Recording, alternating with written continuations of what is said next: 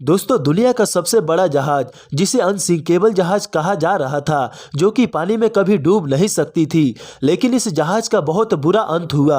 अपने 4 दिन के पहली यात्रा में यह जहाज एक बहुत बड़े आइसबर्ग से टकराकर 2 टुकड़ों में बदल गई और समुद्र के गहराइयों में समा गई और साथ में करीब 1500 लोग भी मारे गए। लेकिन इसके डूबने के 73 सालों के बाद भी इसे खोजा नहीं जा सका और आखिरकार ये जहाज 1985 में मिल ही गया, लेकिन अभी तक इसे बाहर क्यों नहीं निकाला गया।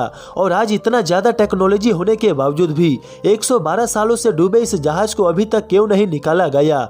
ऐसा नहीं है कि इसे निकालने की कोशिश नहीं की गई। शुरुआत में तो इस जहाज को बाहर निकालने का कोई भी मकसद नहीं था, लेकिन जैसे जैसे दिन बीतते गए फिर इसे निकालने की कोशिश की गई और सबसे पहले इसे पिंग पोंग बॉल से बाहर निकालने का आइडिया सामने आया, जिसमें बहुत सारे बॉल को टाइटैनिक में भर दिया जाएगा और ये सभी बॉल मिलकर टाइटैनिक को ऊपर की तरफ खींचेंगे। लेकिन बाद में अनुमान लगाया गया कि आखिरकार बॉल को उतनी गहराई में कैसे लेकर जाएंगे और ये बॉल पानी का प्रेशर पड़ने की वजह से फट जाएंगे, क्योंकि टाइटैनिक पानी में 12,500 किलोमीटर की गहराई में डूबा है। ये गहराई लगभग 4 किलोमीटर दूरी तक की है और इतना नीचे पानी का प्रेशर इतना ज्यादा होता है कि इसके प्रेशर को झेलना बहुत ही ज्यादा मुश्किल है। इसीलिए बॉल वाले प्लान को कैंसिल कर दिया गया।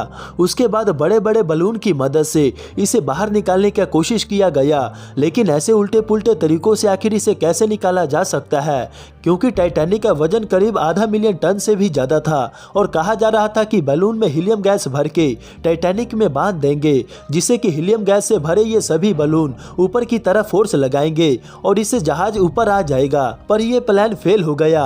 अब इसके बाद साइंटिस्ट ये दावा करने लगे कि अगर बर्फ की डेंसिटी पानी के मुकाबले कम होती है, जिससे कि बर्फ पानी के ऊपर तैरता है, और अमेरिकी इंजीनियर जॉन ब्यूरो ने यह आइडिया देते हुए कहा कि क्यों ना टाइटैनिक के आसपास के सभी पानी को बर्फ बना दिया जाए, जिससे कि टाइटैनिक बर्फ के साथ ऊपर आ जाएगा। लेकिन इसके लिए बहुत भारी मात्रा में लिक्विड नाइट्रोजन की जरूरत पड़ती और ये इकट्ठा करना बहुत ही मुश्किल काम था। और सबसे बड़ी मुश्किल ये थी कि इसे टाइटैनिक के पास कैसे पहुंचाया जाता। ये सब देखते हुए इसे भी बंद कर दिया गया।